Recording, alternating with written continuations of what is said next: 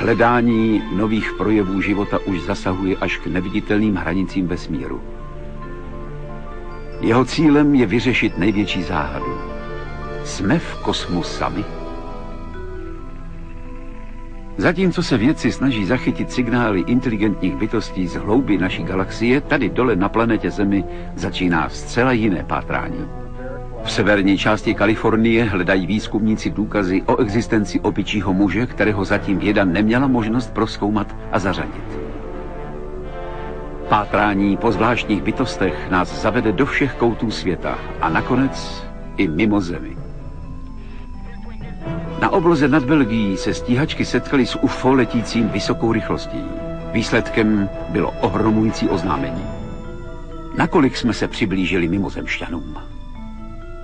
Oběti údajných únosů mimozemšťany vykládají o těžkých zkouškách, které jakoby trvaly celý život. Vydáváme se na cestu za objasněním záhad. Reader's Digest výběr vás zve ke sledování druhého dílu cyklu Za hranicemi skutečnosti, který se jmenuje Zvláštní bytosti a UFO.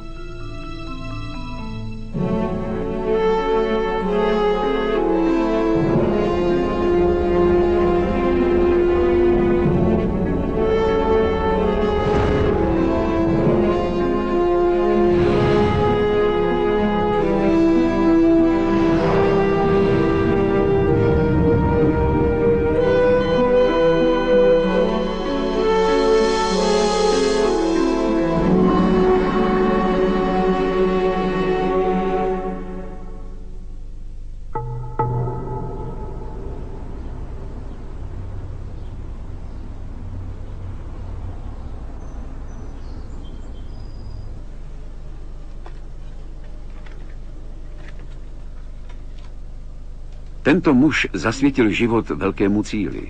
Prokázat nebo vyvrátit existenci legendárního stvoření. Vidíte odlitek obrovité stopy záhadného tvora. Jeff Meldrum, anatom a odborník na primáty, je jedním z mála vědců, kteří se seriózně věnují výzkumu podivuhodných dokladů o existenci tohoto tajemného tvora. Podle těchto stop a podle očitých svědectví asi 1500 Američanů se můžeme pokusit vytvořit podobu tvora, kterého jedni považují za obludu a jiní za chybějící článek mezi opicí a člověkem. Jeho výška bývá odhadována na 1,80 m až 2,40 m. Váha na zhruba 120 až 300 kg. Indiáni žijící na americkém severozápadě říkají tomuto tvoru Sasquatch, Běloši mu dali jméno Bigfoot, tedy velká noha. Lidé se ptávají, jestli údajné stopy Bigfoota nemohly jednoduše způsobit lidské nohy. Na to se dá odpovědět naprosto jednoznačně. Ne. Mezi těmito otisky a stopami lidských nohou jsou výrazné rozdíly. Tak například jeho chodidlo je podstatně plošší než lidské chodidlo. Nenacházíme oblouk příznačný pro člověka. A také jsou velké rozdíly ve způsobu, jakým se noha pohybuje. Noha tvora, podobného opici, je o mnoho ohebnější v nártu. Tento rys potvrzují početné otisky, které vznikly v řadě odlišných situací a v různých polohách nohy.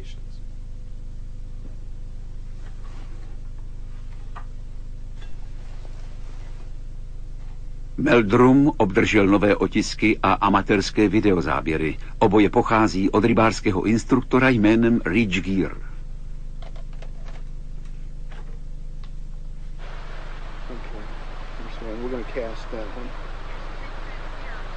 Uděláme odlitek z téhle stopy. Tamhle kousek je ještě jedna, ale do té šlápl pes. A tamhle je další. Jdeme blíž k potoku. Gear hledá Bigfoota už dlouho a tak byl dobře připraven. Nejdříve pořídil odlitky a teprve pak sledoval stopu hlouběji do lesa. Něco se pohnulo a já jsem se tam podíval. Stál asi tak 10-15 metrů ode mě na úpatí kopce. Díval se na mě a byl schrbenej jako... No třeba jako v základním postavení na rugby, jako by měl hrbatý záda. Byl celý chlupatej a díval se na mě přes rameno. Podle Gearova vyprávění pak tvor utekl do lesa a zanechal na větvích několik chumáčů srsti. Fakt to bylo moc divný. Úplně neskutečný. Gear poslal chlupy Meldrumovi k analýze.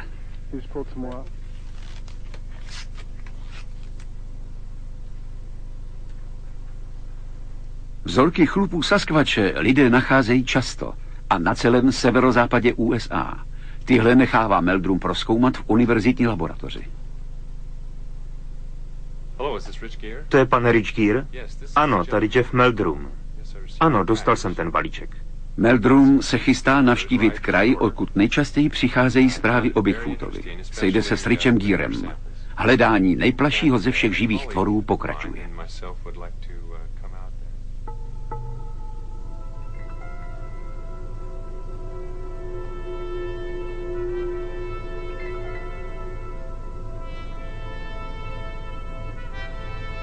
Před mnoha stoletími lidé pevně věřili v existenci příšer a nepochybovali o tom, že jejich touhu po krvi lze utišit obětováním Panny.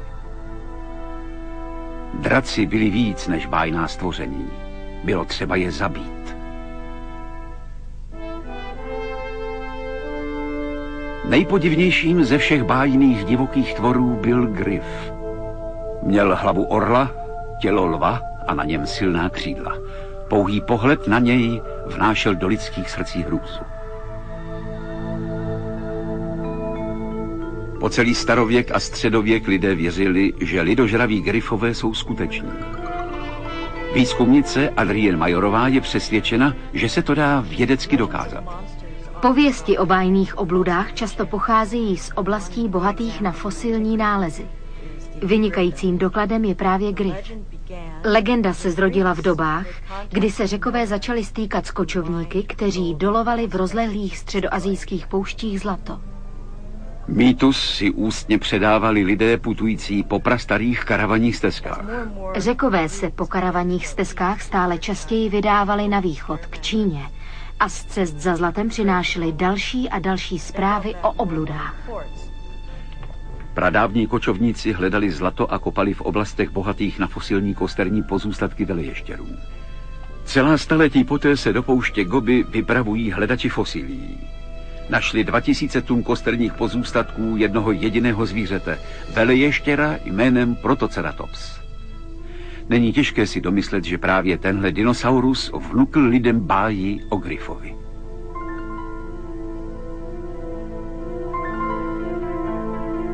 Lidé považovali velké nosní otvory na lebce Protoceratopse za oči. Při středověkém pohledu na svět pak už nebylo těžké myslet si, že zobák a drápy veleještěra byly ve skutečnosti křídly a pařáty obludy. Můžeme tedy uspokojivě vysvětlit mýtus, který vydržel po celá staletí.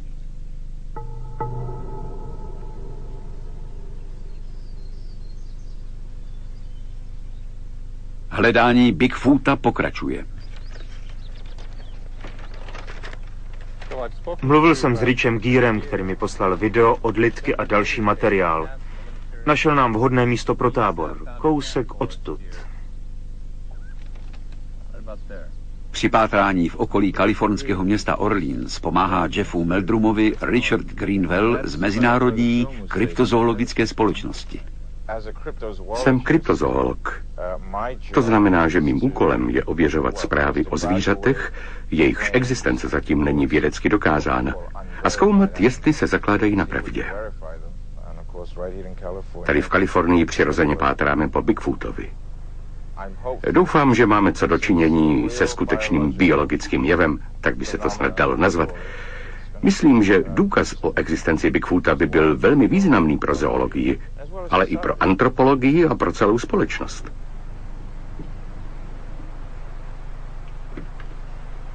Prvním cílem výzkumníků je dostat se na místo, kde Rich Gear nedávno pozoroval Bigfoota. Gear se ve zdejším lese dobře vyzná. Rozhodl se tedy obětovat několik dnů na hledání dalších stop Bigfoota. Jak se vede? Trošku jsem se tu porozhlédl. Docela blízko odsud je místo, kde Peterson natočil ten svůj film. Je tam pěkný písečný břeh, takže já si myslím, že bychom mohli vidět nějaký zajímavý věci. Richarde, máš tam film? Jasně, mám nabito. Tak fajn. Pokud by naši 3 výzkumníci Bigfoota opravdu našli, bylo by to poprvé, kdy mýtus vedl k objevu skutečného živého tvora. Tohle je od medvědí tlapy. Nejspíš černý medvěd. A pořádně velký. Máme tu stopu, ale medvěda jsme neviděli. Nějak podobně je to s Bigfootem. Člověk vidí stopy, ale samotného Sasquatche nezahlídne.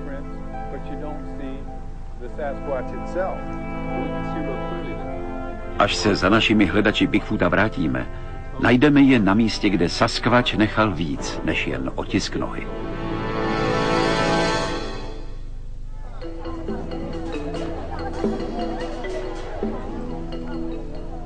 Hledání skutečných oblud nás zavádí do nejvzdálenějších koutů světa. V Asii je drak symbolem tvoření a ničení. Ale byla to vždy jen metafora, jen symbol? V tomto století nabylo slovo drak zcela nových významů.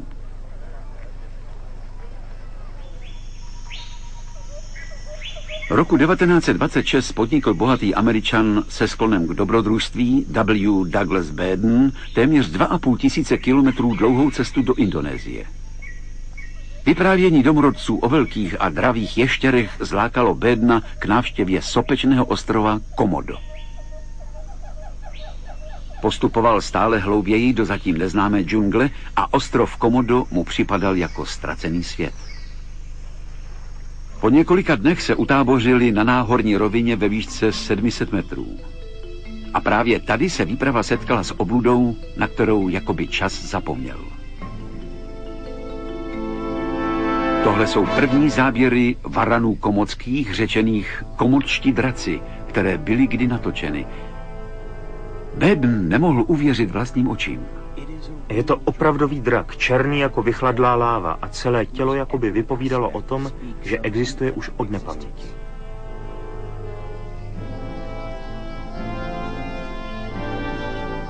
Sliny varana komodského obsahují tolik škodlivých bakterií, že sebemenší kousnutí může přivodit smrt. Varani komodští obvykle váží přes 200 kg, přemohou a uloví i divoká prasata nebo buvoly. Existují i svědectví o tom, že zabili a snědli člověka.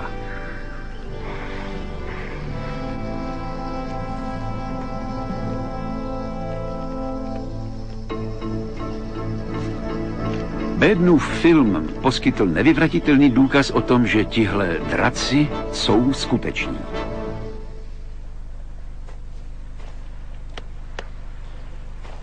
Za to na druhém konci planety vyvolal jediný nekvalitní snímek spor o existenci obludy, spor, který se táhne až dodnes. V roce 1934 ohromil svět anglický lékař Robert Kenneth Wilson, který uveřejnil fotografii pořízenou ze břehu Skotského jezera. Po celá desetiletí se tu a tam objevovali svědci, kteří tvrdili, že na hladině hlubokého jezera Loch Ness zahlédli plavat obrovské zvíře. Wilson tvrdil, že snímek nestvůry pořídil za denního světla. Fotografie zachycovala z boku velikého tvora vypadajícího jako veleještěr. Lochnesská příšera dostala přezdívku Nessie. Někteří vědci tvrdili, že jde o podvrh. Našli se ale i lidé, kteří v její existenci zcela uvěřili. Není to tak dávno, co se jeden z lidí, kteří údajně u slavného prvního pozorování byli, na smrtelném loži doznal, že šlo o promyšlený podvod. Tvrdil, že proslulý filmový záběr nezachycoval skutečnou obludu, ale maličký dřevěný model tažený dětskou ponorkou koupenou v hračkářství. Ale Wilson své tvrzení nikdy neodvolal. Mnoho výzkumníků dál věří, že Nessie je skutečná.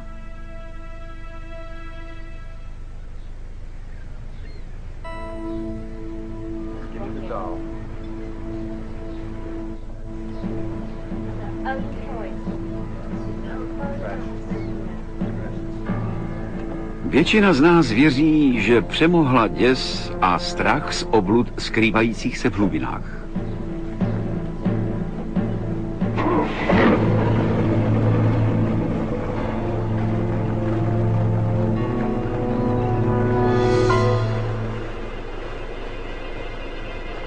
Výlet po oceánu, to je víc než prázdninová zábava. Je to možnost zapomenout na skutečný svět.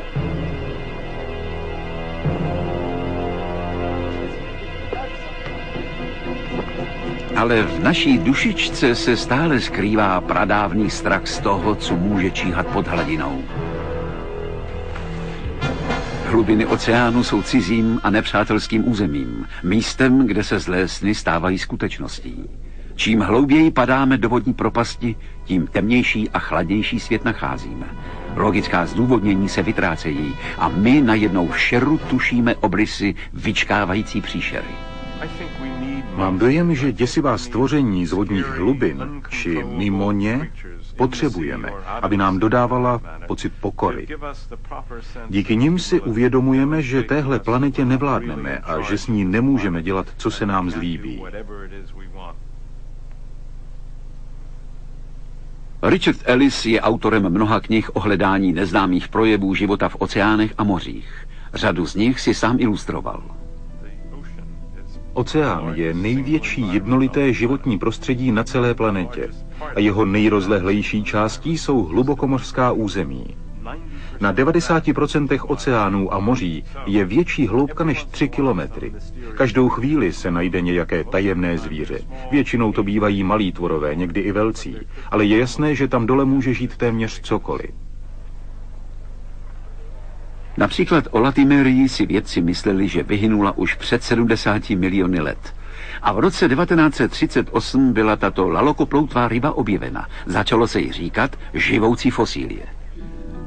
V roce 1982 se stoupila výzkumná ponorka amerického vojenského námořnictva k podmořským sopouchům 0,5 kilometru hluboko pod hladinu Tichého oceánu.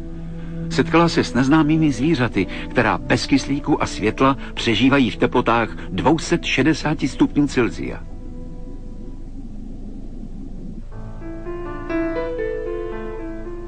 Richarda Ellise samozřejmě zajímají všechny tyto nálezy, ale nestvůra, která ho upoutala nejvíce, zatím stále lidem uniká. Obří oliheň, krakatice, je podle mě snad tím nejpůsobivějším tvorem na světě. Je největší ze všech bezobratlých živočichů, dosahuje délky až 20 metrů, má oči velké jako talíře.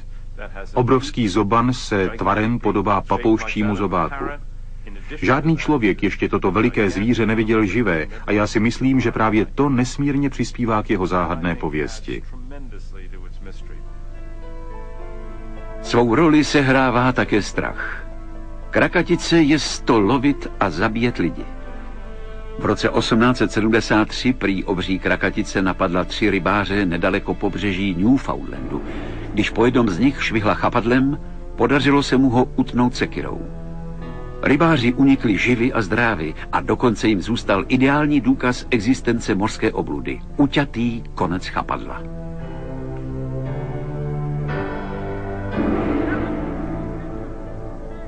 V nedávné době se zachytilo mrtvé tělo obří olihně do vlečné sítě australské rybářské lodi.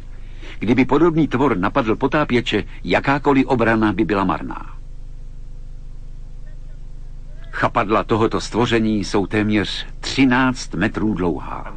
Největší krakatice, která kdy mohla být přesně změřena, byla dlouhá přes 17 metrů. V roce 1948 ji moře vyvrhlo na novozélandské břehy. Nedá se vyloučit, že může být ještě větší.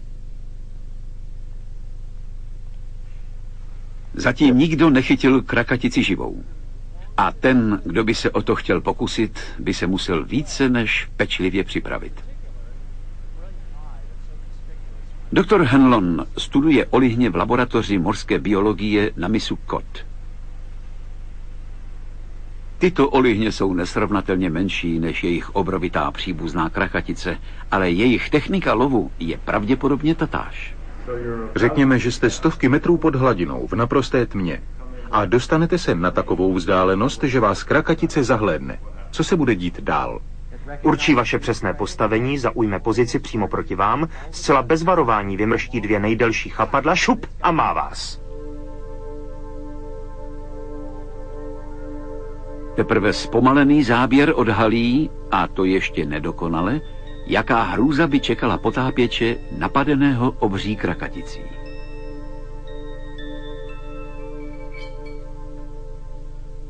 Oceánologové doufají, že se v blízké budoucnosti krakatici podaří najít a polapit. Do té doby bude muset Richard Ellis při tvorbě svých obrazů používat spíš představivost.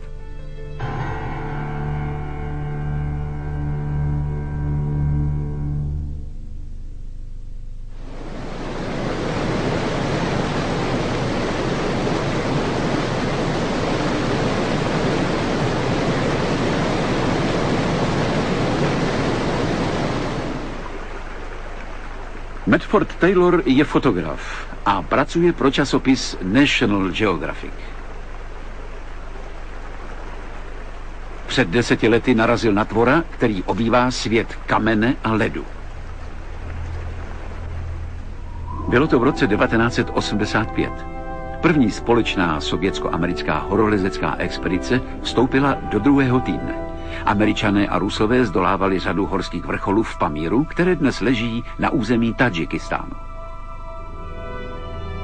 Výpravu zpravodajsky zajišťoval National Geographic a ten vyslal Medforda Taylora, aby pořídil snímky.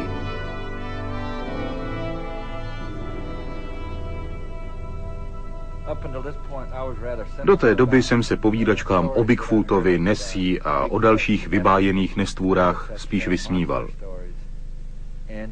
Svůj postoj jsem změnil, až když jsem sám zažil podobné setkání.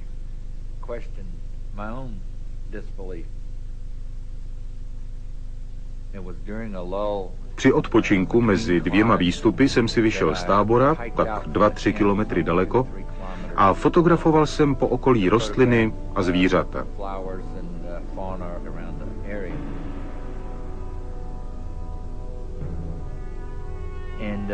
Pozdě odpoledne jsem v jednom údolíčku narazil na velikou stopu, kterou tu očividně zanechala lidská noha. Jenže nohu takového rozměru, jak těživ nikdo neviděl.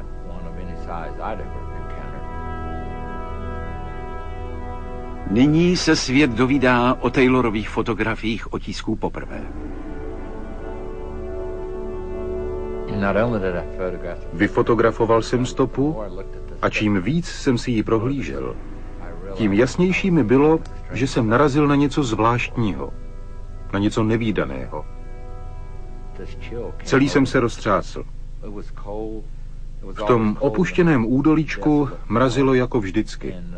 Jako obvykle tam foukal mírný studený vítr. Ale já jsem se roztřásl. Netřásl jsem se zimou, ale kvůli něčemu jinému. Někde nedaleko se mohl skrývat podivný tvor.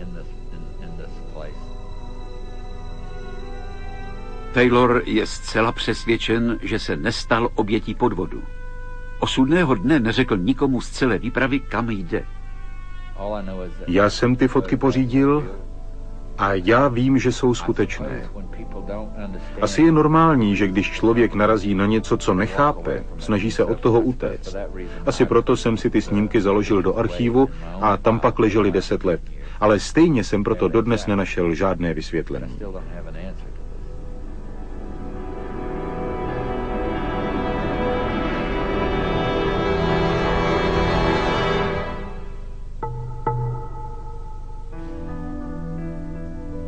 Jenže nevysvětlené otisky a záhadná pozorování tvorů podobných opici nepocházejí jen z Asie.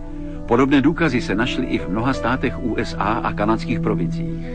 Nejčastěji přicházejí zprávy z britské Kolumbie, ze západoamerického státu Washington, z Oregonu a ze severní Kalifornie.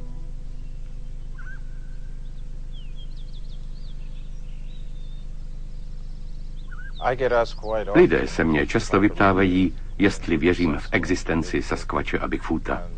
Zatím jim odpovídám a nejspíš ještě nějakou dobu odpovídat budu takhle. Věřím na ně o pondělcích, středách a pátcích. Každé úterý, čtvrtek a sobotu na ně nevěřím. A v neděli si od toho všeho odpočinu.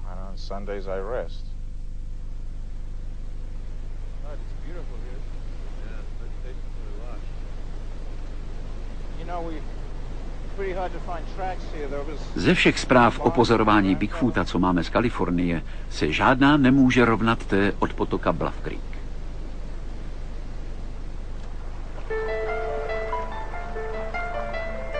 V roce 1967 se dva muži, Roger Patterson a Bob Gimlin, rozhodli, že pokud Sasquatch existuje, najdou o tom důkaz a přinesou ho. V říjnu podnikli koňmo výpravu na Bluff Creek, kde se našlo hodně otisků nohou. Když zkoumali říční koryto a hledali otisky, jejich koně najednou cosi vyplašilo.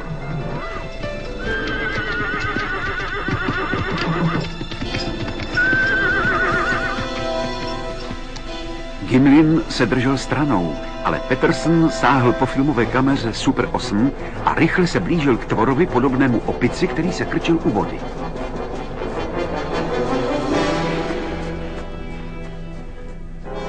Tyto záběry natočil Patterson v roce 1967. Trvalo to jen několik vteřin. On i Gimlin přísahají, že opravdu viděli živého Sasquatche.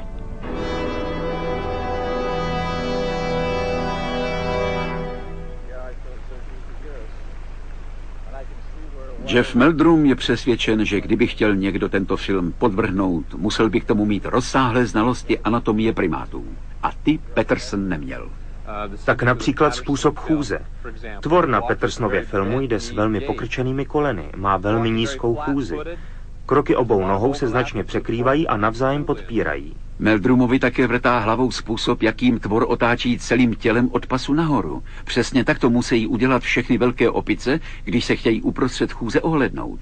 Otočit jen hlavu nemohou, protože mají nehybnou šíji. Všechny tyhle rysy jsou propojené. Pokaždé, když si film prohlížím, mě napadají další věci, které mě nutí se k němu vracet a studovat jej znovu a znovu.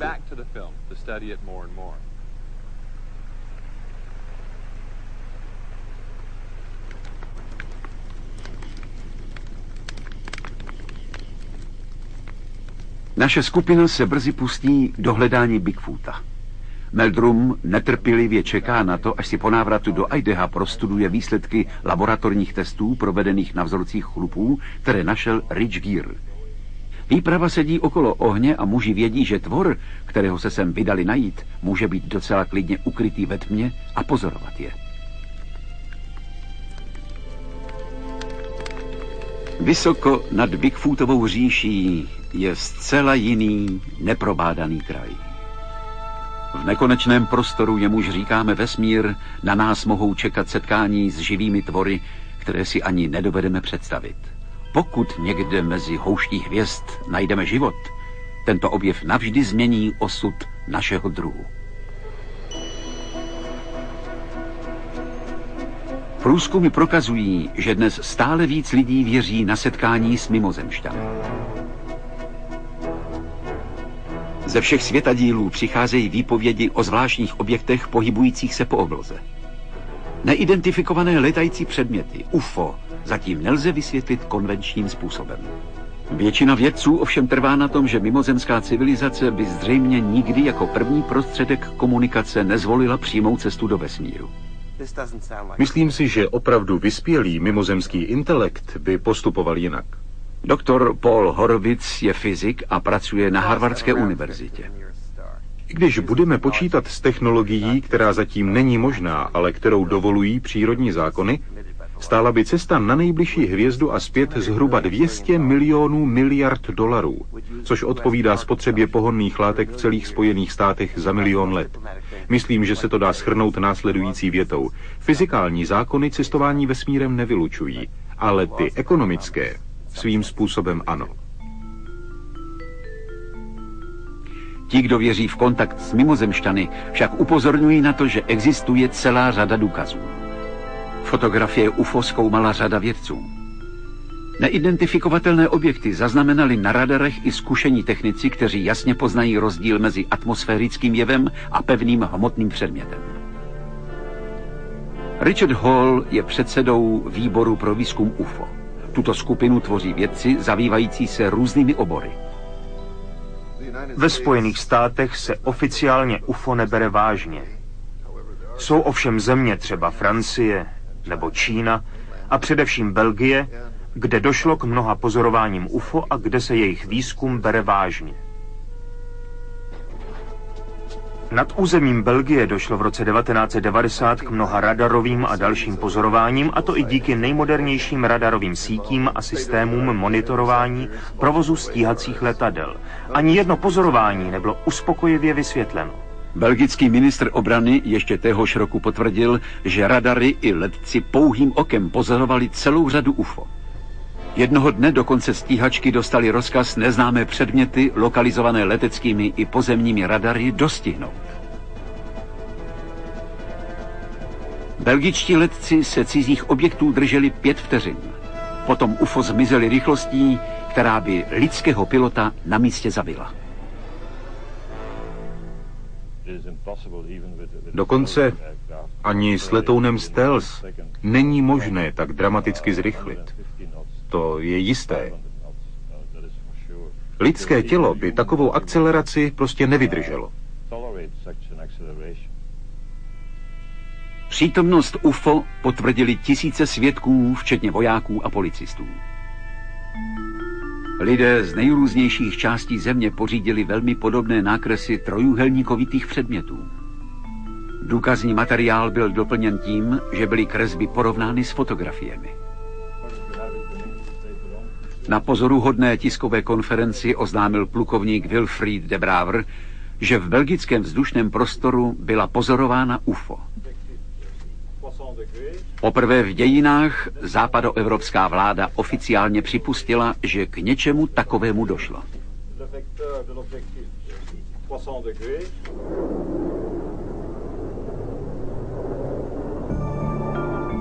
Pozorování UFO ale nehlásili jen vojenští piloti a američtí a ruští astronauti. Mnohem častěji civilisté, kteří o něm předtím neměli ani ponětí nebo je považovali za podvod.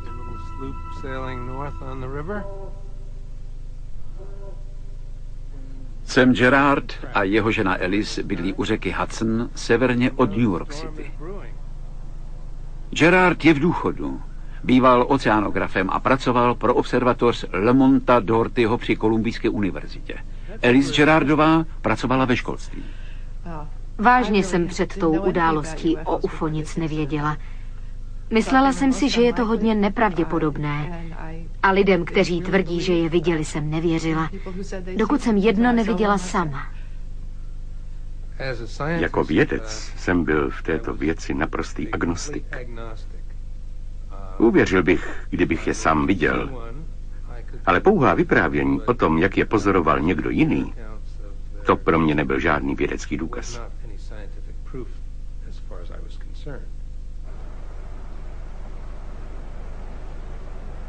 – 16. března 1996 jeli Gerardovi východním směrem po dálnici válečných veteránů.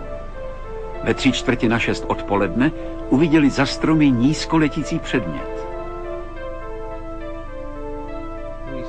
Zpomalili jsme a zjistili jsme, že to není ani vrtulník, ani malé letadlo.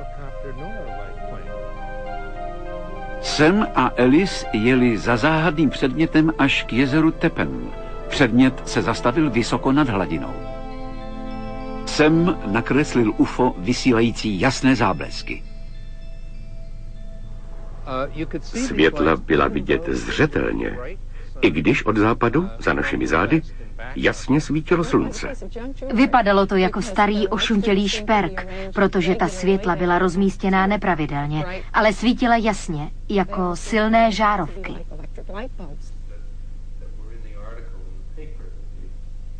Sam Gerard se účastnil vývoje přístrojů, které pak byly použity při letu Apolla na Měsíc.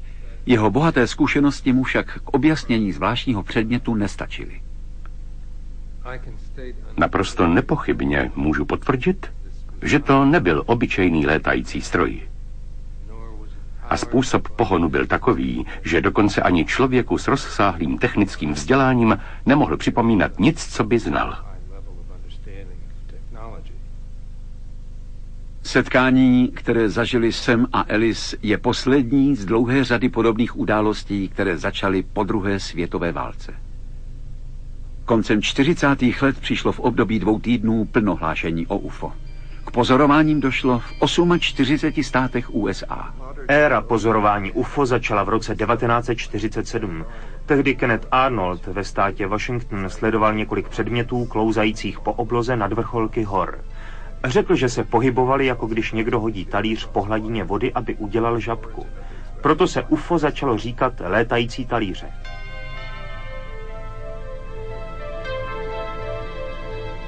A potom došlo k Roswellské události. Dodnes je to nejkontroverznější setkání v dějinách jevu zvaného UFO. V červnu 1947 našel rancher jménem Mac Brazel na části svého pozemku o rozloze asi kilometr čtvereční poházené kovové trosky. Vypadalo to, jako by se sem zřítilo letadlo. Trosky byly předány k prozkoumání odborníkům z letiště v Roswellu, kde sídlila 509. bombardovací skupina.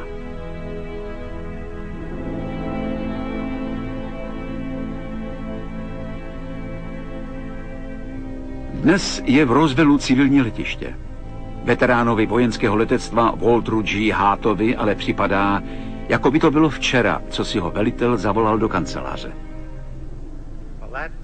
Bylo to 8. června v roce 1947. Velitel útvaru plukovník William H. Blanchard mi řekl, že má pro mě nějakou informaci. Hart byl tehdy důstojníkem pro styk s veřejností. Velitel mu řekl, že nedaleko Roswellu ztroskotalo UFO. Chtěl po mně, abych napsal a osobně doručil 4 místním novinám a rozhlasovým stanicím zprávu, ve které se v podstatě říkalo, že letectvo má létající talíř. Odvezli ho letadlem do našeho štábu na základnu 8. leteckého sboru ve Forsworthu a přepravě velel major Jesse Marcel, tehdy velitel rozvědky na základně. Armáda přiznala, že se zmocnila UFO, ale nepadla ani zmínka o tělech mimozemšťanů. Po letech ale několik letců, kteří na základně sloužili, přišlo s tvrzením, že v tomto hangáru byly za přísných bezpečnostních opatření přechovávány zbytky záhadných těl. Pracovník pohřebního ústavu v nedalekém městečku Roswell dosvědčil, že se jej muži ze základny ptali, jestli by jim ústav nemohl dodat 4 rakve dětské velikosti. A zdravotní sestra z útvaru tvrdila, že byla svědkem toho, jak lékaři provádějí pitvu bytostí, které rozhodně nebyly lidmi. Byla pak přeložena do zámoří a zmizela. Pouhý den po prvním prohlášení pro tisk stejní důstojníci z Roswellu popřeli, že by byla nalezena nějaká mimozemská loď. Podle nové zprávy byly trosky, které našel Mac Brazel, zbytky meteorologického balonu, nikoli UFO. Plukovník Blanchard, kterému jsem naprosto věřil, mi pověděl, že jsme se zmocnili létajícího talíře. Pak ale přijel generál a najednou, že prý to nebylo UFO, ale meteorologický balon. Upřímně řečeno, nedovedu si představit, že by zkušený důstojník rozvědky, major Jesse Marcel, udělal takovou hloupost a nepoznal by meteorologický balon od něčeho jiného. Určitě by to poznal i plukovník Blanchard. Nestačil jsem se divit.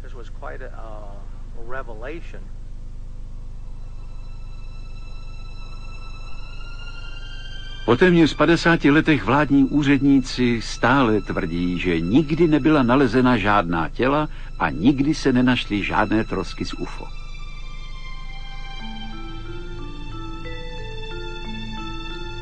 V roce 1994 požádala o detailní shrnutí roswellského případu nezisková nadace pro výzkum UFO. Podkladem byly důvěrné dokumenty, které americká vláda právě odtajnila. Shrnutí vypracoval Karl Flak, někdejší tajemník náměstka ministra obrany. Jeho zpráva šokovala všechny, kdo věřili v hodnověrnost roswellského případu. Došel jsem k jistotě, že trosky, které byly nalezeny na McBrazelově ranči a které byly označeny jako zbytky letajícího talíře, pocházely z projektu s krycím jménem Mogul. Byl to velmi utajovaný projekt, který dostal nejvyšší prioritu. Testy se prováděly v Novém Mexiku a řídila je skupina vědců z New Yorkské univerzity.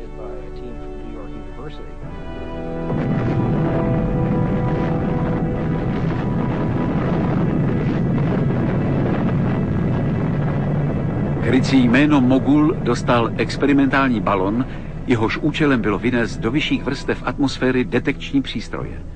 Ty měly poskytnout údaje o sovětských jaderných zkouškách. Podle vládních materiálů byly balony typu Mogul zkoušeny v Novém Mexiku a jeden se zřítil na McBraslovu dobytčí farmu.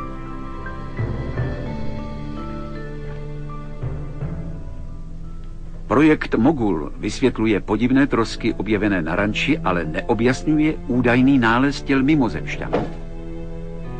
Karl Flak je přesvědčen, že je na čase, aby vláda jasně prohlásila, zda na základně byly nebo nebyly tajně přechovávány nějaké lidské nebo mimozemské ostatky. Pak snad bude možné odložit roswellský případ ad acta.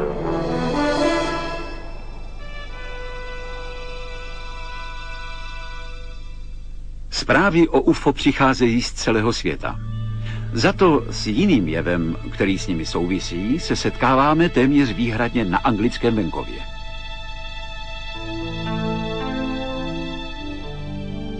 Koncem 70. let se ke znepokojivým náznakům o kontaktu s mimozemšťany přidaly podivné kruhové stopy na obilných polích. Každé léto se na lánech obilí objevovalo přes noc víc a víc záhadných kruhů a jiných útvarů. Začaly se objevovat spekulace o tom, že to jsou stopy po nočních přistáních UFO. Počty kruhů v obilí rostly a na venkově se to začalo hebžit novináři a vědci. Je to přimáčknuté k zemi. Obilí leží udusané na zemi. Tady. A tamhle taky. Podívej se. Tady to leží a hned vedle roste zpříma. Máš pravdu a je to jenom uvnitř kruhu. Po letech kruhy v obilí vystřídaly složitější obrazce podobné piktogramům. Někteří lidé přišli s názorem, že to jsou vlastně poselství od mimozemšťanů.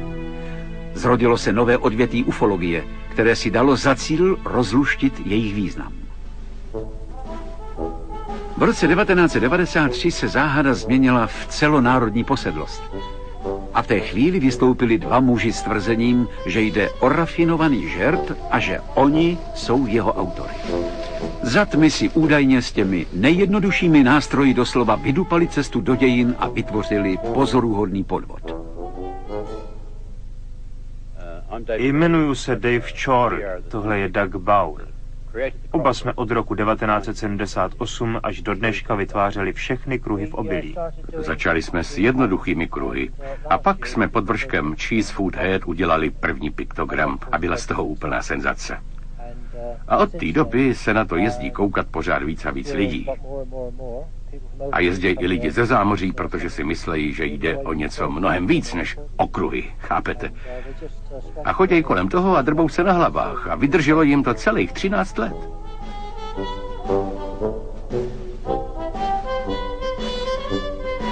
Tento incident poskytl světu jistě zábavu a úlevu.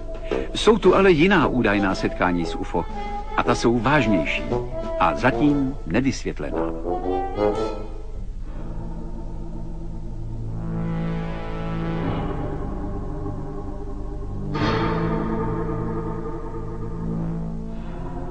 Toto jsou kresby mimozemských únosců, které pořídili jejich oběti.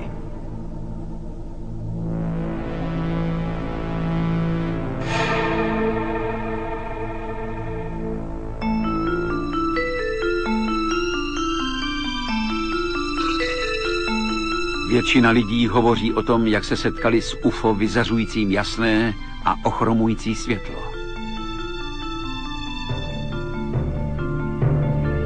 Další lidé líčí, jak byli uneseni z aut a z domovů. Když se vrátili, nebyli prý s to vysvětlit, kde byli a co dělali dlouhé hodiny, ba i dny.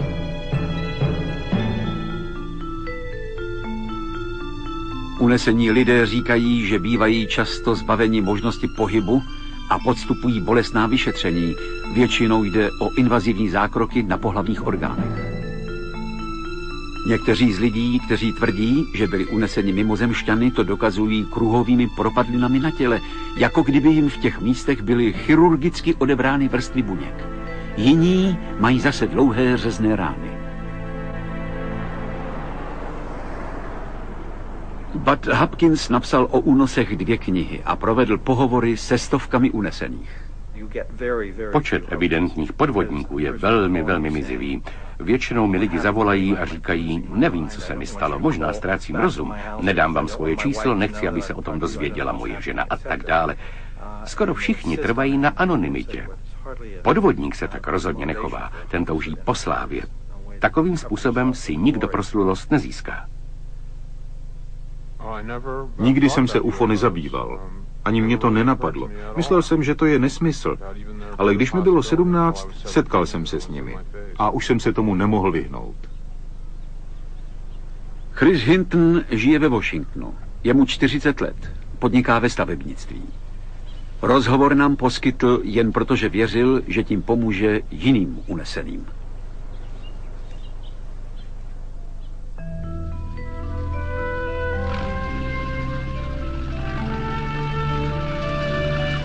V létě roku 1972 si Chris vyrazil s bratrem, kterému chtěl pomoci lépe se připravit na řidičské zkoušky, na týdenní výlet autem. Každou noc viděli na obloze několik UFO. Nad obzorem jsme viděli jasné světlo. To pak přeletělo přes celou oblohu a najednou bleskově zastavilo.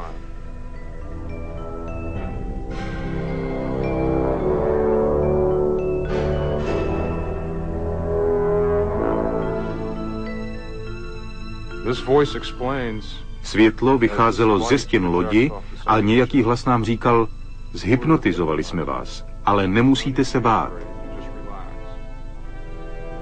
Uvolněte se. Budeme spolu mluvit telepaticky.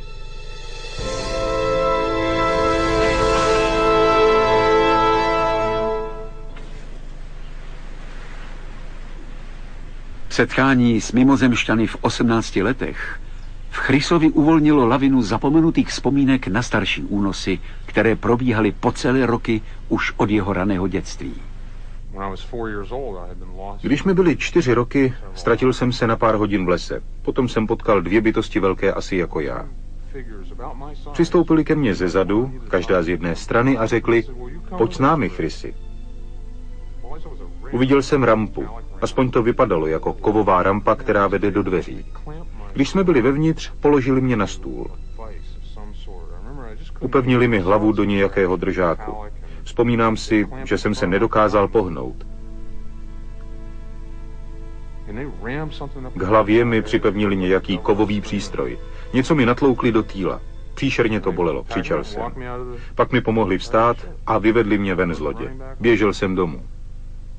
Kolem roku 1992 se vyskytlo mnoho podobných vyprávění, jako je to Chrisovo. A tak se na slavném Massachusettském ústavu technologie uspořádala vědecká konference, jejímž cílem bylo fenomén únosů mimozemšťany prozkoumat.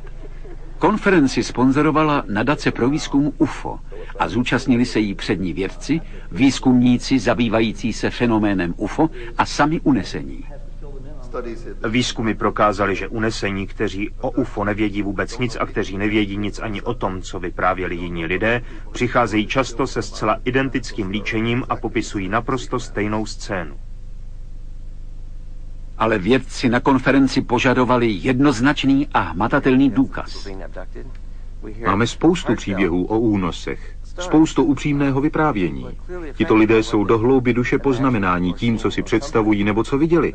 Není ale k dispozici jediný hmotný důkaz.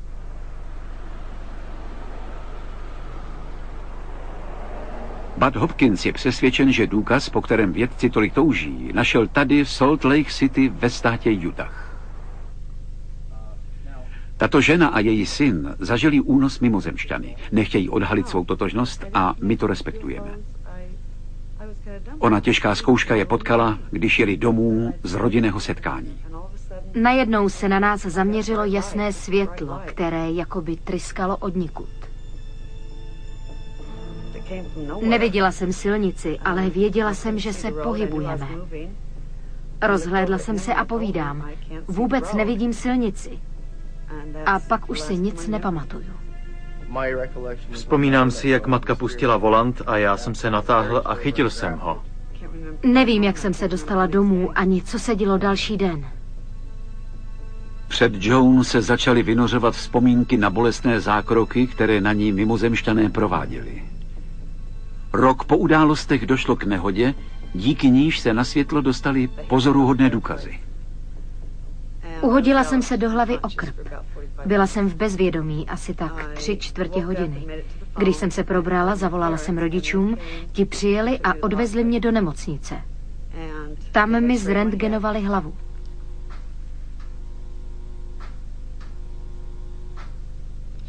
Pálí se zda není poraněná. Ano, ale žádná fraktura tam nebyla. Bylo to v pořádku. Ale doktor na pohotovosti se na mě najednou rozkřičel. Jak se vám do hlavy dostal ten kus kovu? Já jsem o ničem neměla ani ponětí a moje rodiče taky ne. Nikdy jsem neměla s hlavou nic takového, aby mi do ní museli operovat něco kovového. V rentgenové zprávě se uvádí, že nedaleko šípového švu lebky je oválný kovový předmět neznámého původu.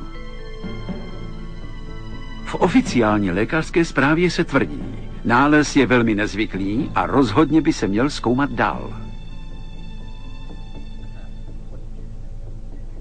Skeptici trvají na tom, že zprávy o únosech mimozemšťany jsou výsledkem jakési masové podvědomé psychózy.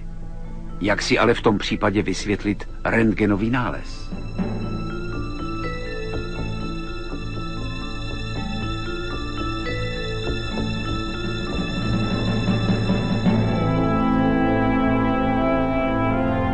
Nadšenci, zabývající se výzkumem UFO, mají s vědci přece jen jakýsi společný základ. Severně od Bostonu ve státě Massachusetts probíhá projekt Beta. Zkratka znamená pátrání po mimozemských inteligencích na miliardě kanálů. Společná akce Harvardské univerzity a planetární společnosti sídlící v kalifornské Pasadeně využívá služeb tohoto radioteleskopu, který pozorně naslouchá signálům z vesmíru a hledá projevy mimozemských inteligentních tvorů. Téměř všechny objekty ve vesmíru vydávají různé radiové vlny. Beta je zachycuje na 250 milionech kanálů a převádí je na červené a zelené grafické prvky.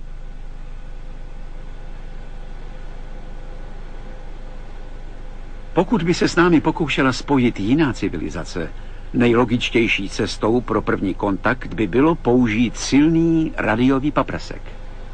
Kdyby Beta zaznamenala nezvykle silný a vytrvalý radiový signál, její výkonné počítače by jej patrně mohly identifikovat jako projev cizí civilizace. Vedoucím projektu je doktor Paul Horowitz z Harvardské univerzity. Je vůbec někde ve vesmíru život? Bez pochyby. Je život někde v naší galaxii, která má 400 miliard hvězd? Bez pochyby. Je vůbec někde ve vesmíru inteligentní život? Bez pochyby. Je inteligentní život někde v naší galaxii? Pravděpodobnost, že ano, převažuje. Já osobně bych na to vsadil v podstatě cokoliv, ale teď to horší. Mají tyto bytosti zájem o komunikaci s námi? A pokud ano, vysílají zprávy takovým způsobem a s takovou intenzitou, že budeme schopni je zaznamenat?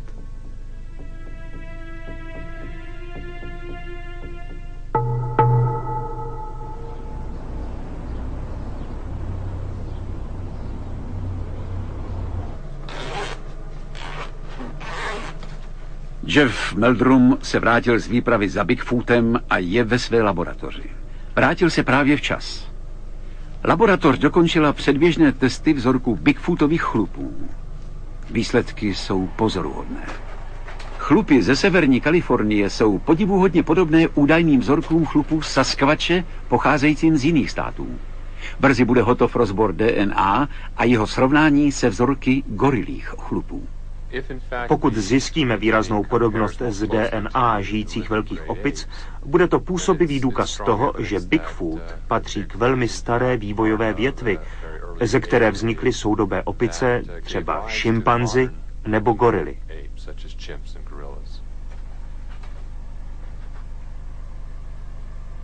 První výsledky rozboru DNA potvrzují, že vzorky chlupů ze severní Kalifornie jsou zvířecího, nikoli lidského původu a že nepatří žádnému známému druhu obývajícímu Severní Ameriku.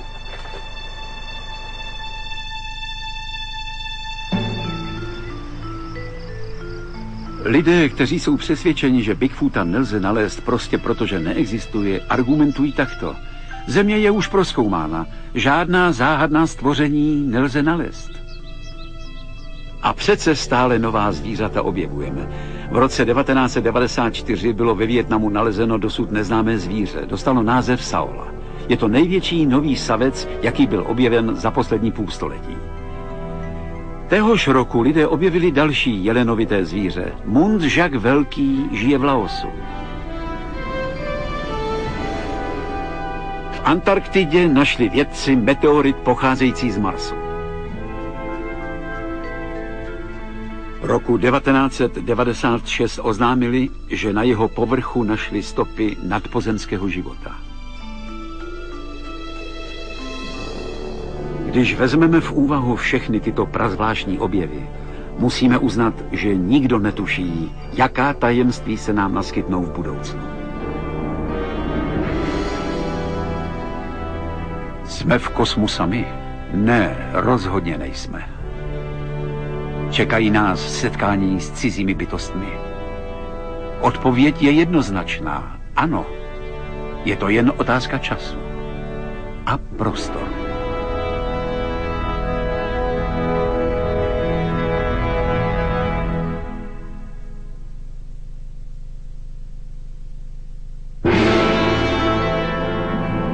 Na českém znění spolupracovali Richard Podaný, Vladimír Brabec, Vladimír Fischer, Zbyšek Horák, Jiří Valšuba, Regina Zahradníková, Antonín Navrátil, Jan Neskusil, Martin Lacina, Stanislav Všolek a Bruno Balvín. Pro Reader's Digest výběr vyrobilo AV Studio Praha 1998.